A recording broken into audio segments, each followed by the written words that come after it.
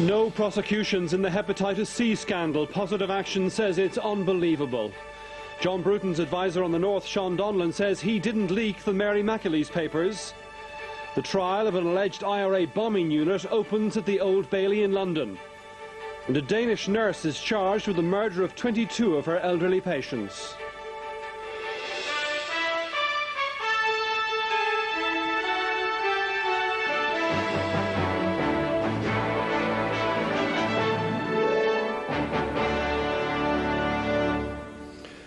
Good evening. The Director of Public Prosecutions has decided that no action is to be taken against any of those involved in the hepatitis C scandal, in which up to 1,600 people were infected with the virus through contaminated blood products. The Tribunal of Inquiry into the affair had said responsibility for the contamination lay with a number of former senior staff at the Blood Transfusion Service Board. But having considered the tribunal report, the DPP said a prosecution was not possible under the law as it stands.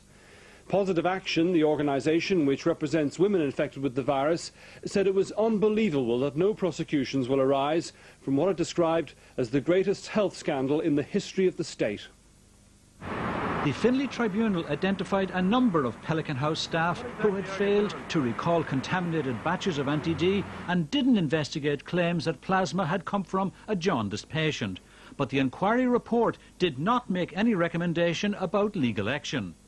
After studying transcripts from the tribunal and a report by the Gardaí, the DPP, Eamon Barnes, says it's not possible under our criminal law as it stands at the moment to go ahead with a prosecution.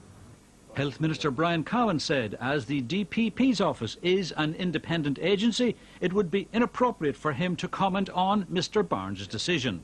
However, this evening, the Positive Action Group had a lot to say about the DPP's ruling.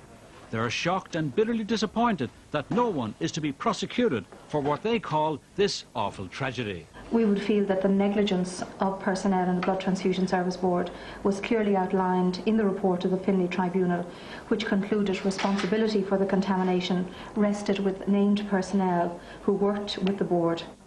Positive Action wants to see the Garda report and would like to know if the DPP inquired about the batch of anti-D assigned to the late Mrs Bridget McCall.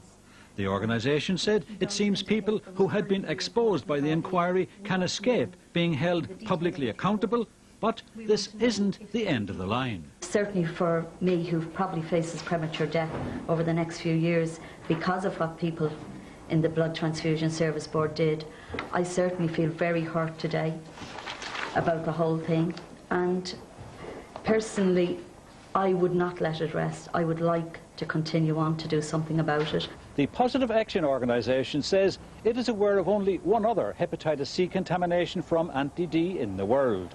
That was in East Germany in 1978, and the healthcare personnel involved in that controversy were prosecuted and sent to jail.